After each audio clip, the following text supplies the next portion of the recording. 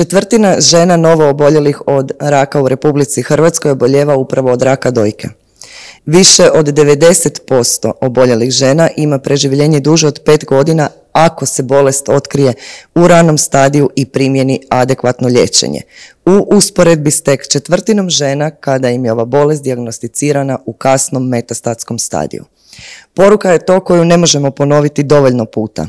I unatoč različitim projekcijama o generalnom porastu broja oboljelih od raka, pa tako i raka dojke u svijetu, a evo i po posljednjim podacima ovih dana i u Europskoj uniji posebice, današnjom panel diskusijom, rekla bih, ipak se usuđujemo pitati što je roza u raku dojke. Ja se želim zahvaliti svim mojim sugovornicima danas, evo panelistima koji će pokušati dati između ostalog i odgovor na pitanje ovog današnjeg panela. Nekako je praksa započeti s brojkama, pa da onda dalje krenemo, da prvo čujemo o čemu mi to pričamo. Stoga bih evo vas, doktorice Šupe-Parun, zamolila. Znači, upravo ovaj u više navrata objavljen podatak o porastu, o projekcijama koje govore o porastu broja oboljelih od raka generalno. Kakva je situacija sa pojavnošću novo oboljelih od raka u Republici Hrvatskoj? Kako je u posljednje vrijeme, pa i ako možemo otići malo duže unazad? Da, ako govorimo o ovom sjelu raka, vi ste rekli, dakle, radi se o najčešćem sjelu, gotovo 1/4 žena oboljeva od ovog raka, najčešće je sjelo, ali nije i najčešći uzrok smrti. U Hrvatskoj najveći broj žena umire u prvom mjestu od raka pluća, a na drugom mjestu od raka debelog crijeva. Mi posljednjih 20-30 godina bilježimo porast incidencije od raka dojke i to je 1,2% godišnje. Ono što moram reći da najveći broj žena oboljelih ipak je u toj starijoj dobnoj skupini iznad 50 godina jer je dob i najveći rizični čimbenik za razvoj gotovo svih sjela raka, ali 20% je oboljelih i mlađih žena. Najveći porast posljednjih 20 godina imamo u skupini od 35 do 49 godina, 3,3% godišnje. Mortalitet pada već 8. godinu za redom i to je negdje od 2015. godine 7% godišnje. Ovo je sada, mislim, izvrsna vijest. Da? Je, izvrsna vijest. Mi kad se uspoređujemo sa ostalim europskim zemljama i Europskom unijom, onda smo negdje prosjeku ili čak nešto i bolji od prosjeka Europske unije. Jedno 15 zemalja Europske unije imaju čak više stope mortaliteta od Hrvatske, tako da što se tiče ovog sjela raka mislim da se ne trebamo sramiti i da imamo dobre rezultate. I sigurno i mjesta za napredak, ali evo vi ste prava adresa i za sljedeće pitanje, budući ste koordinatorica, ali tako, Nacionalnog programa ranog otkrivanja raka dojke, pa evo da nam kažete nešto o programu i njegovim rezultatima. Sigurno je dio ovog postotka, ali tako, upravo i zahvaljujući i tom programu. Da, sigurno da. Mislim, jedna od najboljih metoda i za smanjenje mortaliteta je sasvim sigurno su organizirani programi probira. Ovo, kada govorimo o nacionalnom programu ranog otkrivanja raka dojke, možemo reći da je to najmasovniji program koji se provodi u Hrvatskoj, jer on se provodi već 17 godina i u okviru tog programa je napravljeno nešto više od 2 miliona mamografskih pregleda. Otkriveno je 10.000 novih karcinoma. Oni su preko 60% lokalizirani, što i je osnovni cilj ovog programa i smanjenje naravno mortaliteta. Prosječno odaziv je oko 60% na nivou Republike Hrvatske. Posljednji ciklus 7. koji je završen je imao rezultat od 62% odaziv. Ono što je dobro, nama iz godine u godinu broj mamografija unutar svakog ciklusa raste, što znači da se sve veći broj žena odaziva i uključuje upravo u nacionalni program. Rekla sam 60-62%, pojedine županije imaju stvarno jako dobar, onaj željeni odaziv, a to je i više od 70%, to je sjeverozapadna Hrvatska, pa je tako od početka gotovo provedbe programa. Pojedine županije, Međimurska, Bjelovarsko-bilogorska, Krapinsko-zagorska imaju te vrlo visoke odazive. Da, znači ipak postoje neke regionalne razlike u samom odazivu. Postoje. Evo s nama je profesor, hvala vam lijepo, s nama je profesor Boris Brkljačić. Profesor, uz ostalo vi ste godinama predsjednik povjerenstva upravo za ovaj nacionalni program. Evo, postoji li možda, sad smo čuli rezultate, jel postoji kakav plan možda za njegovo dodatno unapređivanje i nekakve izmjene? Da, pa evo ovo je sad 18. godina od prekjučer da se provodi program skrininga karcinoma dojke mamografski u Hrvatskoj i zaista mi je drago da je zapravo su rezultati dobri. Treba reći da osim ovih 60% žena koje dolaze na mamografiju jednom u 2 godine u okviru programa, još jedan dio žena ide izvan programa na mamografiju redovito. Dakle, mi računamo da negdje čak 75% žena ide redovito na mamografiju. A sad, sukladno nekim smjernicama novim evropskih i američkih stručnih društava, smatramo da bi trebalo proširiti dobne skupine od sljedećeg ciklusa, da bi trebali krenuti sa 45 godina pa i do 74 godine, obzirom da nam populacija ipak stari. I postoji, dakle, još problem toga što kod mamografskih gustih dojki, kada je parenhim jako obilan, je točnost dijagnostička mamografije relativno niska. Dakle, kad žene imaju više od 75% volumena dojke zauzeto žljezdanim parenhimom, onda se samo negdje pola karcinoma vidi na mamografiji i pokazale su studije velike svjetske da bi u tim ženama, da bi kod tih žena bilo preporučljivo raditi magnetsku rezonancu s kontrastom barem jednom u 4 godine, 2 do 4 godine. I osim toga, kad se malo proširi mogućnost genetskog testiranja, žene koje imaju veći rizik od 25% za oboljevanje od karcinoma dojke bi trebale ići jednom godišnje na magnetsku rezonancu, a onda na 6 mjeseci još i na ultrazvuk. To se u Izraelu pokazalo vrlo uspješnim jer oni imaju relativno velik broj tih braka 1 i 2 mutacija u populaciji. Kod nas je tih žena relativno malo sa vrlo gustim dojkama, ali je ovih malo sa genetskim mutacijama, ali to bi se sad trebalo više, ja bih rekao, testirati. To je bio problem prije 10 godina, sada je ipak lakše. Evo, kako je i doktorica rekla, dakle, vi ste sad najavili važne izmjene, mislim da li se na tomu nešto već priprema, jel postoji možda kakav vremenski okvir u kojem je to planu takva izmjena? Pa mi smo predložili to ovo prvovremensko razdoblje proširenje s 45 na 74 godine i mislimo da bi to trebalo od sljedećeg ciklusa za 2 godine, jel? Od 2025. godine pokrenuti, a što se tiče ovih gustih dojki i magnetske rezonance, to tek smo krenuli izračunavanje postotka žena koji imaju guste dojke, on je malo veći od 2% i mislimo da to ćemo preporučiti isto ministarstvu i nadamo se da će biti prihvaćeno. Evo, nadamo se i mi, a sad koliko se možemo nadati ću pitati doktoricu Portolan Pajić, jel tako? Evo, iz Ministarstva zdravstva jasno čuli smo, znači evo ja ću laički reći, znači potrebu ultrazvuka, evo za pojedine žene itekako potrebne magnetske rezonance, znači mamografije i tako dalje. Što ministarstvo planira, čini ili kako osigurati da je to doista ženama i dostupno i kada im treba? Evo, za početak mogu reći da reforma zdravstva koja je u tijeku zapravo ima u fokusu i nacionalne preventivne programe i to reviziju postojećih i donošenje nekih novih nacionalnih preventivnih programa. Kad je u pitanju nacionalni program prevencije raka, ranog otkrivanja raka dojke, onda će zasigurno na prijedlog povjerenstva za sve ovo što je ovdje rekao profesor Brkljačić biti potrebna revizija programa i to je nešto što je izvedivo i što će se sigurno u okviru reforme i dogoditi. Dakle, i omogućiti ženama od 45 godina pa nadalje do 74. da budu u programu preventivne mamografije, odnosno omogućiti pregled magnetnom rezonancom za one žene za koje se na radiološkom nalazu utvrdi ta potreba. Što se tiče čekanja, listi čekanja, omogućavanja pretraga, u ovom trenutku je u tijeku projekt onkoloških uputnica, također dio reforme zdravstva koji je kao pilot projekt već proveden u Primorsko-goranskoj županiji u suradnji sa Kliničkim bolničkim centrom Rijeka.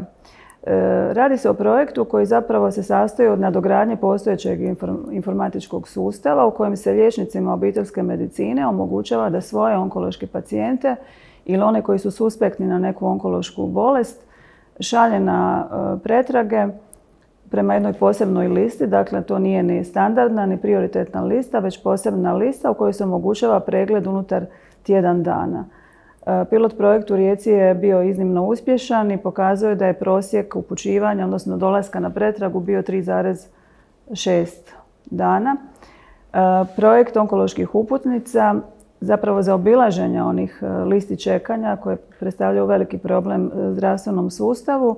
Do kraja listopada bi se trebalo započeti provoditi, odnosno osigurat će se do kraja listopada uvjeti u drugim bolnicama. To su prije svega Klinički bolnički centar Sestre milosrdnice, Klinička bolnica Merkur, bolnice u Vukovaru, Klinički bolnički centar Osijek, Virovitica, Požega, ne znam sve nadopunjavat će se s vremenom. Zapravo bolnice moraju osiguravati dodatne termine, a informatički dio projekta je već završen.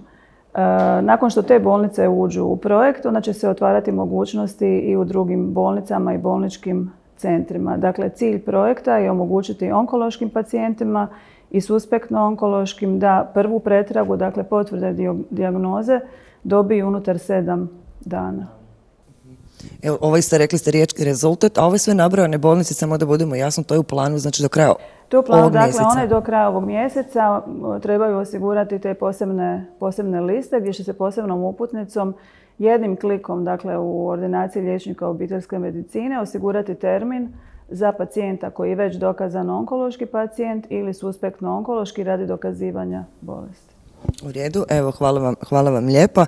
Sad evo profesorice Dedić-Plavetić, znači uz sve ovo do sada rečeno, pa evo da se vratimo na početak i evidentan pad smrtnosti upravo od raka dojke koji smo čuli što se tiče, znači evo naše statistike.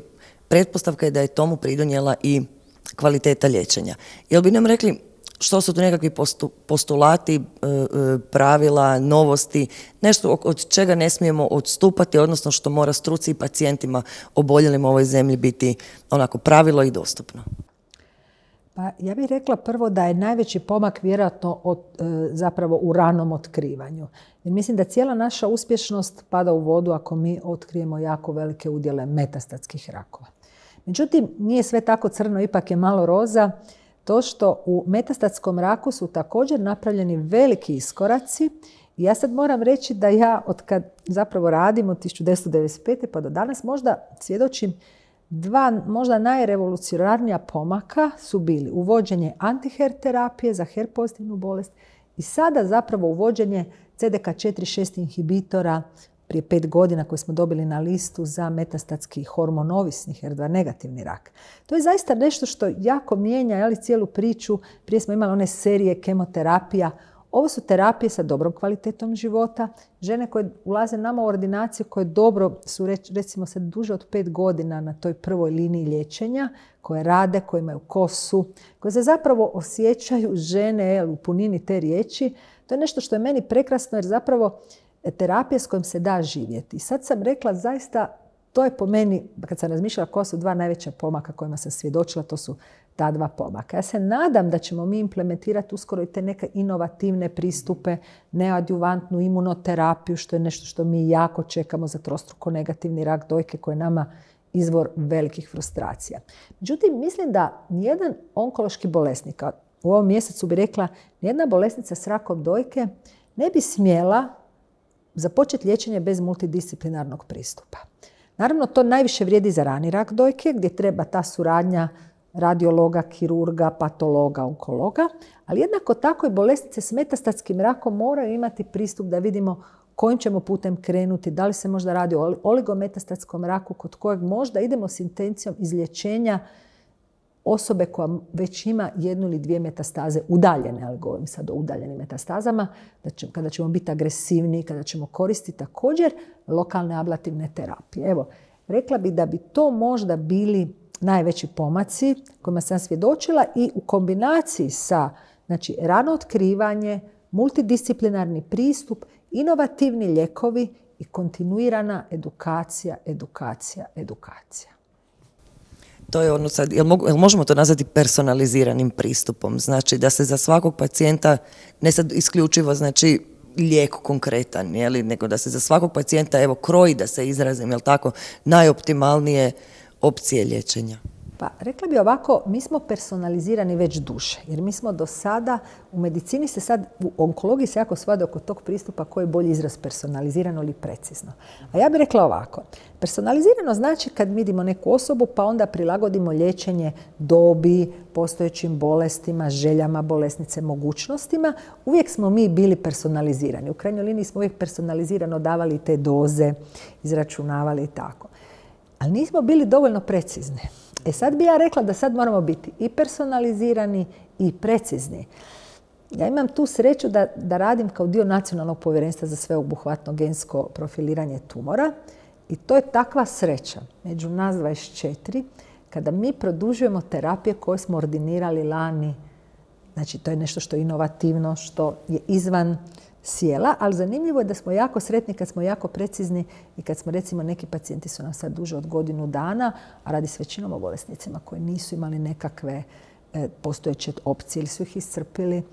Znači tu postajemo precizni, znači u nekakvom, kad koristimo druge omike, ali genomiku, proteomiku, metabolomiku, tu ćemo postajati sve precizniji. Sad će naravno, ali to razvoj umjetne inteligencije omogućuje da ćemo mi možda sve te informacije, više naš mozak to neće moći procesuirati, treba će nam pomoći. Da sve te omike i sve što je bitno za pojedinog pacijenta stavimo na jedno mjesto i donesemo dobru odluku. Evo, dobra odluka je definitivno znači biti dio jedne od ovih udruga. Ja ću krenuti znači evo sa gospođom Kalođerom, predsjednica udruge Nismo same. Rekla bih samo, znači niko ne dvoji o iznimnoj važnosti uloga pacijenata kako u prevenciji, ali i skrbi za oboljele.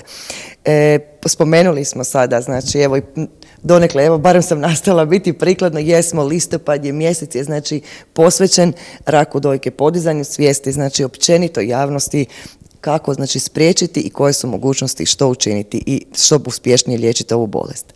Odužila sam zato što želim evo sa svim ovim sugovornicima sada prvenstveno znači s gospođom Kalođera reći, znači vi radite svaki dan u godini. Ne jedan listopad, ne jedan dan u tom listopadu, nego svaki dan u godini. Jedan od projekata, nisi sama, jel tako, educiraj se u zdravu kavu s nama, sada je pri kraju ako sam u pravu. Evo, što ste vi, znači, tu sami naučili, vidjeli, koji su, ne znam, evo, problemi, izazovi, pozitivni zaključci kroz taj jedan od vaših projekata?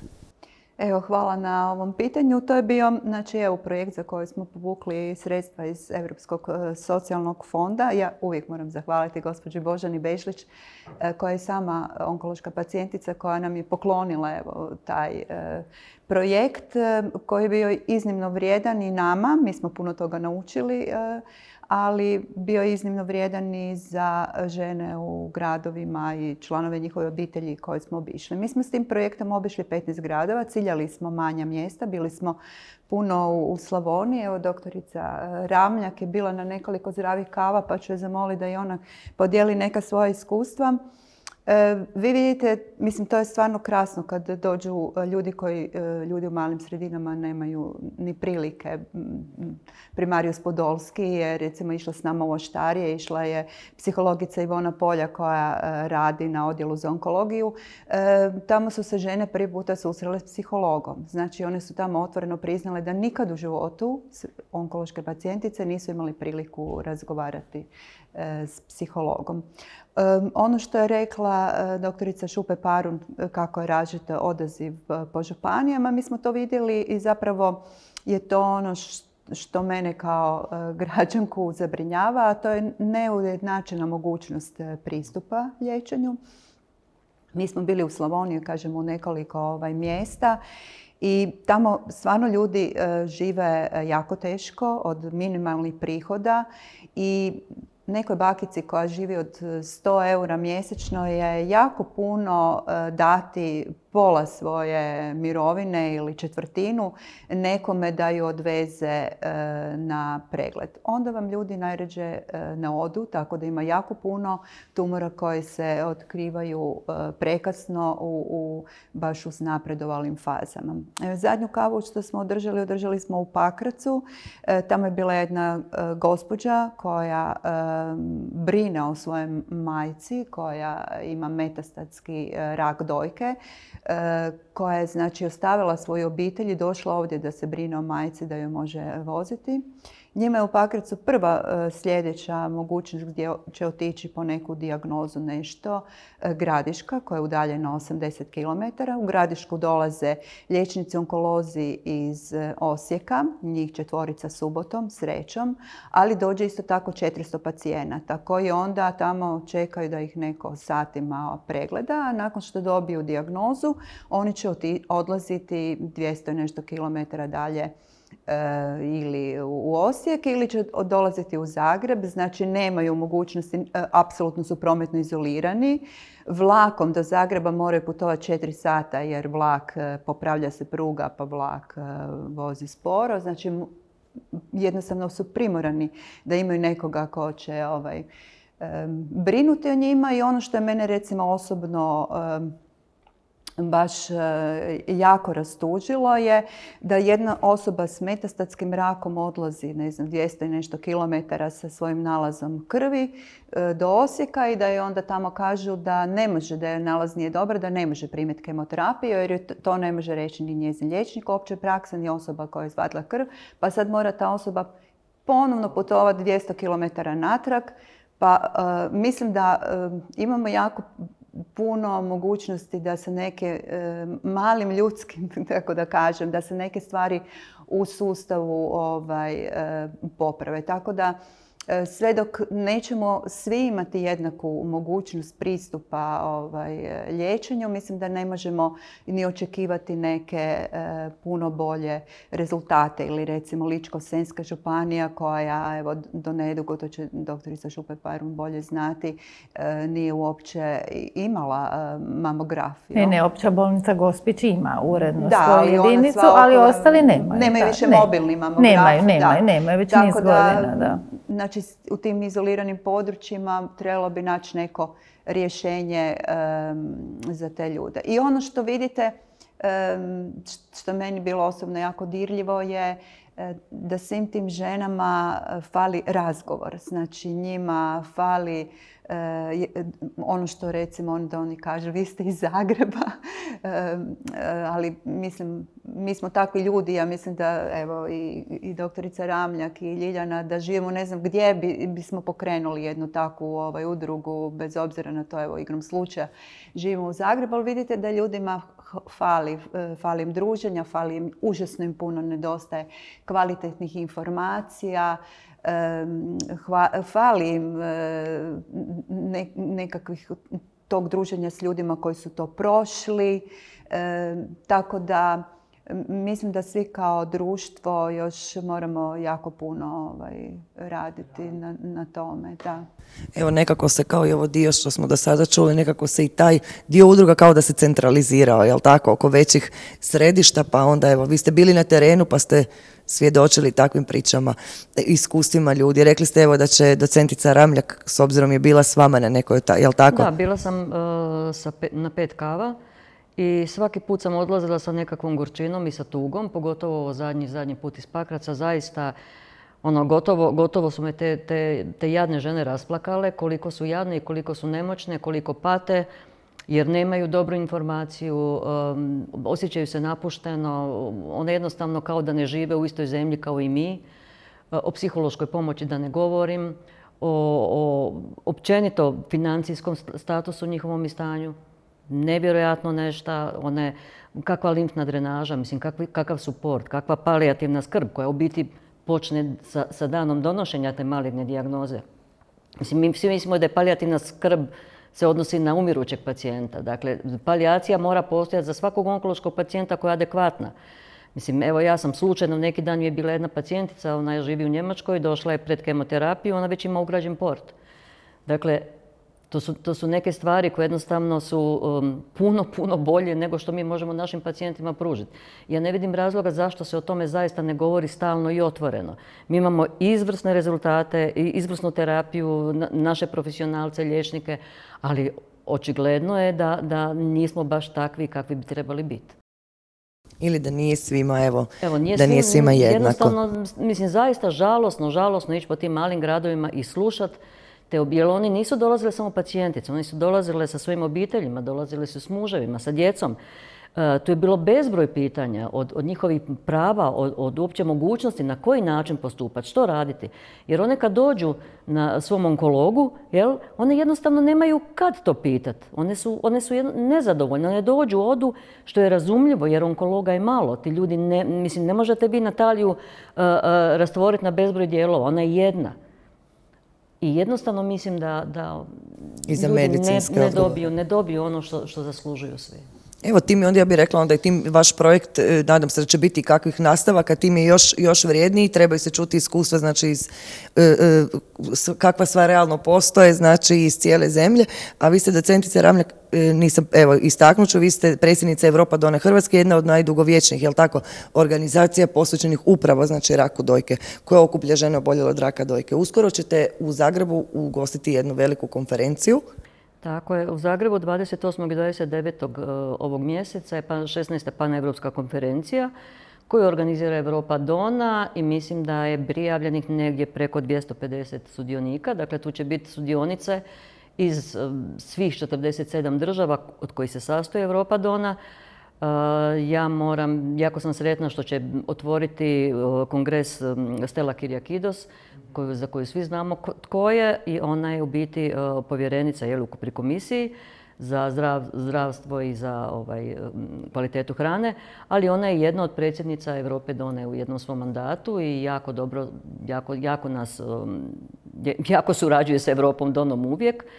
Ja moram reći da sam ja i dio zapravo borda Europe Done i da je to isto jedna od privilegija da mogu doći do puno informacija. Ono što isto želim istaknuti je da se prijavilo jako puno naših žena gdje će zaista doći do razmjene iskustava i gdje će predavanja biti, nažalost bit će na engleskom, ali mislim da će biti omogućen prijevod.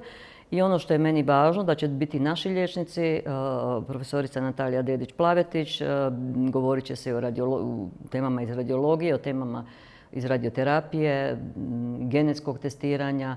Dakle, to će biti naši liječnici koji će o tome govoriti, plus ovi drugi koji dolaze iz svih gradova, koji će govoriti o nekoj drugoj problematici koja je uvijek aktualna. Evo, odlična vijest još jedna, a započela i Mama budi zdrava. Započela je Mama budi zdrava, ima toga. Ipak ima nešto roza u raku dojke. Ja mislim da je roza i činjenica da ste bili u 15 gradova.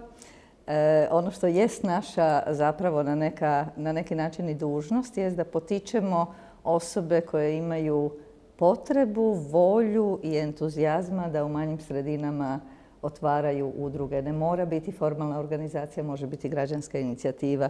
Ja ću to ovako realno reći, ako to neko želi raditi slobodno, neka se javi, ja ću pružiti svu pomoć koju mogu. Mama budi zdrava je projekt koji je počeo prije 7 godina, vrlo nježno pilotiramo. Kad pilotiramo, onda stignemo nešto i modificirati i onda zapravo imamo sasvim sigurno i bolji proizvod. 7 godina. Ove godine će biti uključeno preko 145 vrtića, škola, sportskih klubova za mlade. U taj projekt će se uključiti dakle sve županije, ne sve škole, toliko baš kapaciteta nemamo, ali bit će dakle svi uzrasti i bit će uključeno preko 52, možda čak i 60.000 učenika. Učenici su nam zapravo ovdje prenosnici dobre informacije. Znači, mi na neki način obrćemo onu poruku. Svaka trudna žena će reći hoćeš curicu ili dječaka, ma samo neka bude živo i zdravo.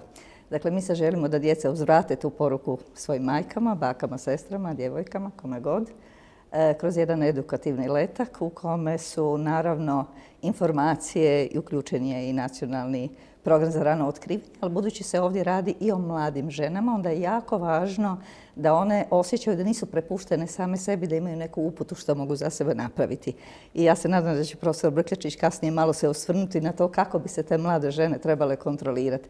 Dakle, bit će to zaista jako veliki projekt ove godine i bit će regionalan. Pridružit će nam se kolegice u svojim sredinama iz Slovenije, iz Bosne i Hercegovine, Srbije, Makedonije. I taj projekt je sasvim sigurno dobio vjetar u leđa jer je dobio za 21. godinu European Health Award, što svakako isto tako nešto govori o njegovoj kvaliteti, o njegovoj inovaciji i o njegovom dosegu u konačnici. Evo, prije nego što onda postavimo ovo vaše pitanje, znači profesor, vi ste prepoznati, to jest evo, Svezanju prepoznate i prema projektu Centra za psihološku pomoć. Evo, to je doista, da. Da, ja mislim da mi svi ovdje, ili gotovo svi, dijelimo isti korpus bolesnica, ako sad govorimo o raku dojke, i da dio njih na neki način treba imati mogućnost da od svakoga od nas uzme ono najbolje što njemu u tome trenutku treba. Mi smo prije 13 godina prepoznali da je psihosocijalna podrška ili ako hoćete psihoonkološka podrška koja je puno šira od same gole emocionalne podrške, nešto što ljudi zaista trebaju i to ste i vi potvrdili, to ćete i vi liječnici potvrditi da pacijentima zaista treba puno razgovora i naravno da im treba kvalitetnih informacija i to je ono što mi u centru pružamo. Ono što je bitno za reći, sve usluge koje u centru pružamo, pružaju stručnjaci. Možda ćemo raditi ponovno jedan projekt koji je Peer Navigation, gdje su educirani volonteri da pružaju stanoviti oblik podrške pacijentima, ali u principu mi se oslanjamo na svojih 12 psihologa, psihoterapeuta, na svoju nutricionisticu, na svoju koordinatoricu. Oslanjamo se na jedan veliki bazen od 20 liječnika, onkologa, radiologa, psihologa, nutricionista koji rade taj program zdravstvene pismenosti i na neka svoja savjetovališta koja su vrlo specifična i nisu namijenjena velikom broju žena, ali tu smo danas čuli više puta izgovoriti genetsko testiranje i BRCA. Dakle, imamo i potrebu i obvezu da prepoznamo to malo žena koje su u jako velikom riziku i njima omogućimo zapravo da se adekvatno prate. Dakle, takvo jedno savjetovalište, mi ga zovemo informiranje jer nismo službeno naravno medicinska ustanova, nećemo to nikad ne biti, ali dobiti kvalitetne informacije o tome, to je zapravo čak i neka vrsta trijaže pacijenata koji bi mogli ispunjavati kriterije i biti kandidati za BRCA testiranje. I naravno kad im uz to pružite i pravnu podršku i kad im pružite jedan cijeli set komplementarnih programa, jer sve ovo što sam sad ispričala je teška priča, pričamo o bolesti, pričamo o liječenju, nuspojavama, ali onda treba malo pričati o tome kako da se opustim, kako da se podružim s drugima i to je zaista nešto što podiže organizaciju i to je nešto što ljude vezuje uz organizaciju, pa će one plesati, pa će ići na dramsku, pa ćemo imati pjevački zbor, pa ćemo imati tai chi, pa ćemo imati svašta nešto, više kreativno pisanje, što god. I tu stvarate jedno zajedništvo, pa volonterske radionice, dakle, a i kroz to provučete jako puno korisnih informacija. Hoćete o psihologiji, hoćete o samopomoći, jel? Tako da zaista bi voljela, i ovo što su kolegice rekle, kad bi i u malim, uvjetno rečeno malim sredinama ohrabrile se žene i na takav način počele raditi. Jel možemo to prihvatiti kao evo vašu poruku sa današnjeg panela? Ohrabriti žene u ovim manjim sredinama? Da, ono što je meni jako važno to je da one izađu prema van, da rušimo te preostale stigme u nekim sredinama o tome da je bolest nešto što mora biti zatvoreno u kuću spuštenih škura, da te niko ne smije vidjeti čelavu i niti pomisliti da si ti bez kose. Mi nekad zaboravimo, krećući se u nekome socijalnome krugu, zaboravimo zapravo koliko su ljudi slabo informirani. Jel? Postoje istraživanja o zdravstvenoj pismenosti u Hrvatskoj, pa sad onda kad govorimo o zdravstvenoj pismenosti onkoloških bolesnika, ona je na jednoj potpuno drugačijoj razini. Potpuno drugačijoj razini. Ono što je zgodno, rekla bih, makar ni na čemu ne bi zahvalila koroni, možda osim na tome dijelu, da kad se digitaliziraju stanoviti programi, onda oni ipak postanu šire dostupni nacionalno, ali priznajem, još uvijek ima puno ljudi, puno žena, muškaraca, i mladih i starijih kojima te digitalne platforme ipak, nažalost, nisu dostupne, ali jednog dana hoće. Biće, da.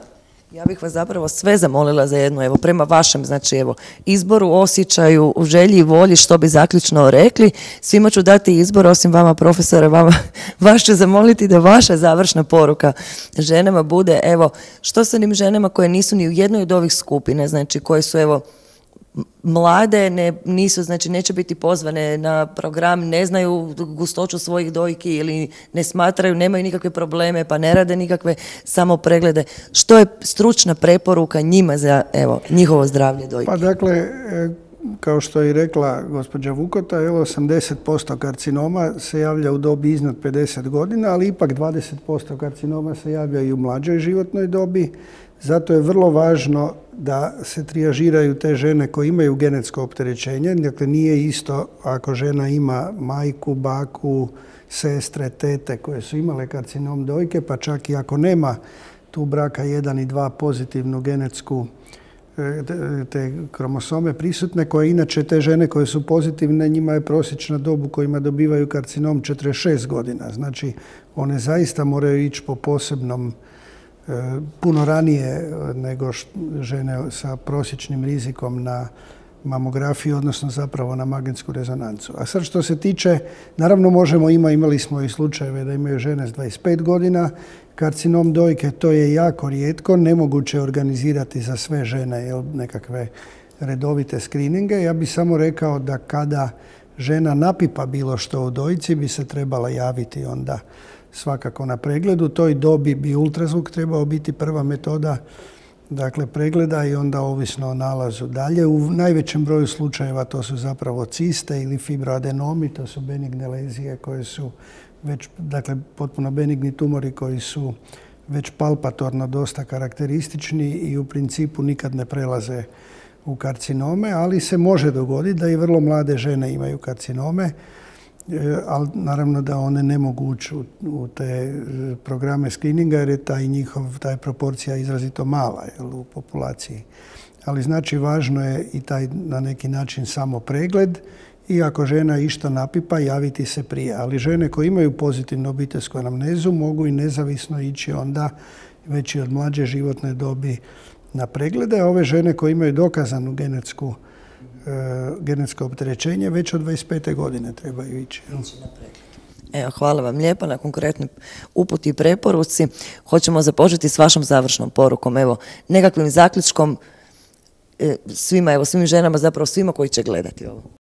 Da, pa evo, svakako poruka je što smo ovdje i čuli od svih sudionika da je jako važno odlaziti na redovite preglede. Dakle, već od najranije mladosti bi žene trebale voditi brigu o svome zdravlju i o zdravlju svojih grudi. To je prije svega samo pregled. Iza toga, naravno, u mlađoj dobi ultrazvuk, a onda svakako kada se uđe u tu stariju dobu, odnosno uvjetno stariju, od 50 nadalje, a za 2 godine i vrlo vjerojatno i od 45. kada dobiju poziv za ovaj pregled besplatni mamografski u okviru nacionalnog programa, da se svakako odazovu, jer stvarno to je pregled koji u tom trenutku može spasiti život. Hvala vam lijepo, profesorice. Pa evo, ja bi možda naglasak stavila na 2 stvari. Jedna je zapravo da je Hrvatska mala zemlja, ali vrlo neobičnog oblika i da treba jako puno truda kako bi svi pacijenti u svim županijama imali jednako dostupnu skrb vezanu uz liječenje, znači i rano otkrivanje i liječenje raka dojke. Zbog toga mislim da bi ovo umrežavanje koje je krenulo preko CEZIH-a da je to nešto što treba pozdraviti i zapravo osigurati tu razmjenu informacija. A druga stvar koja je užasno bitna, mislim meni kao onkologu, je recimo da bih htjela jako 3. liniju liječenja, 3. i iduće linije liječenja na fond posebno skupih lijekova. To je zapravo možda čak jedno od područja u kojima se ta nejednakost između županija najviše vidi, jer ako vidite u neku manju bolnicu, vama će onkolog 1. i 2. liniju na teret fonda posebno skupih lijekova dati, jer to ne opterećuje budžet bolnice. Što je bolnica manja, ima manji budžet i manja je vjerojatnost da će ta osoba 3., 4., 5. i ono što mi želimo, ali da mi zapravo uspješno liječimo bolesnice sa što većim brojem linija, manje vjerojatno da će to dobiti u maloj ustanovi nego u većoj. Kako idu linije liječenja, bolesnik je slabije, opterećenije, nekakvim nuspavama, liječima, simptomima same bolesti, teže dolazi, teže si može priuštiti putovanje, ne samo iz financijskih razloga, nego zapravo i zbog toga kako se osjeća. Tako da nekakva jednakost skrbi jako ovisi o tome isto da zapravo budžet bolnice ne može biti razlog za nedavanje nekakve terapije koje onda možemo dati isključivo iz budžeta klinike. Jasno, hvala vam lijepo, docentice Ramljak.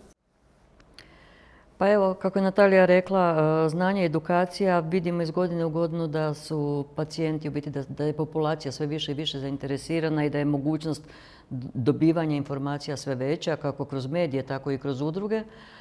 I ono što je meni jako važno, upravo te linije, da maligna bolest ne znači smrt i da to treba shvatiti kao takvo, da to postaje kronična bolest i da što živiš duže dolazit će lijekovi koji će u biti pomoći da na neki način ipak se živi što duže i kvalitetnije, naravno. Mislim, jer živjeti bez kvalitete zapravo i nije život. Jasno. Hvala vam lijepa, gospođo Kalođera. Pa evo, ja bih pozvala sve da slušaju svoje tijelo, jer nam ono daje signale najbolje i da se odazivaju redovito na preventivne preglede, da odlaze na sistematske. Mi smo recimo nismo same podijelili priču jedne žene koja je sa 22 godine oboljela od raka, morala je odstraniti onda obje dojke. Evo, danas smo upravo otvorili u Međunarodnoj zračnoj luci izložbu fotografija kolege Vjekoslava Skledera, ja sam Snaga. I ciljano smo išli baš pokazati da od raka oboljevaju i mlade žene. Ima nekoliko baš mladih žena, od kojih je jedna dobila dijagnozu tijekom trudnoće, a jedna tijekom dojenja. Tako da evo, sve simptome koje će nam poslati tijelo, mislim da je to isto jako važno i pozivam sve da redovito vode brigu o zdravlju. Ja znam da su recimo liste čekanja za ultrazvuk jako dugačke, ali ako ćemo se danas naručiti na ultrazvuk, pa i ako je za godinu dana, opet nam to puno više znači nego reći ne mogu doći na red pa se ne naručiti nikad. I ne voditi uopće brigu o sebi. Slušajte svoje tijelo. Dakle, doktorice Portolan-Pajić, što je vaša zaključna poruka? Prije svega se nadam da će ovaj projekt Ministarstva zdravstva o onkološkim uputnicama zaživjeti ne samo u Primorsko-goranskoj županiji gdje je već pokazao dobre rezultate, već i u svim drugim županijama do kraja ove godine i da će svi pacijenti kojima je potrebna dijagnostika dobiti zaista u roku od tjedan dana. Također bih htjela odgovoriti na vaše pitanje što je ružičasto i ima li uopće rozog u raku dojke. Malo je triki pitanje, ali ja vidim pozitivan odgovor. Ima nešto ružičasto i lijepog u svemu ovome, ovoj sinergiji ljudi koji pokušavaju pomoći pacijentima i u svoje slobodno vrijeme nastoje pacijenticama dati neku nadu. A najveću nadu nam daju podaci u Hrvatskoj o tome da je smrtnost pala zadnjih 6 godina, dakle da je pala sa 1000 odnosno da je povećan odaziv u naš nacionalni program i da je i zbog ranije dijagnostike, ali zbog uspješnog liječenja smanjena smrtnost u Republici Hrvatskoj i nadamo se da će to tako i ostati. A sve ovo drugo što ste vi ovdje rekli, za mene je to sve nešto roza i nešto što nam daje nadu. Evo, hvala vam lijepa. Ljiljana, jel vi želite još nešto? Naravno da želim. Što pitam? Uvijek želim nešto reći. Zaista mislim da ima nešto u rozu raka dojke. 2015. nam je umiralo preko 1000 žena, sad je to nešto iznad 700. Po zadnjim podacima čak i ispod. Čak i ispod. Ok, zadnji podatak nemam, ne radim u Hrvatskom zavodu za javno zdravstvo, ali možda jednog dana hoću. Dakle, uz pijetet to kažem svima koje smo izgubili i svim obiteljima koje su nekoga izgubili, ali mi moramo živjeti u realitetu. Trenutačno su prognoze takve kakve jesu. Što će biti do 2030. godine? U konačnici i proteklih 10 i 20 godina incidencija jako raste, a nam pada smrtnost. Dakle, što ja želim reći? Želim ohrabriti sve žene koje se boje da im se nešto ne nađe, koje nemaju vremena, koje imaju milion izgovora. i ne idu na kontrolne preglede. Idite na kontrolne preglede bez straha. Jer rano otkriveni rak uz ovu medicinu liječi se skoro potpuno, čak i u jednoj Hrvatskoj. Ja mogu samo reći hvala vam lijepa svima. Mislim da ste svi zajedno, evo doista najiskrenije vam hvala, svi zajedno ste ovdje danas pokazali da ima nešto roza u raku dojke. Neka ovo bude, evo, neka ovi postoci zapravo padaju i dalje, neka ne ostane jednako, nego neka te brojke znači budu smrtnosti još niže, neka se bolest otkriva što ranije i da evo jedna žena posluša ovu stručnu preporuku u konačnici danas, mislim da ste svi napravili jako puno i evo na početku ovog listopada. Hvala vam, evo, najiskrenije svima.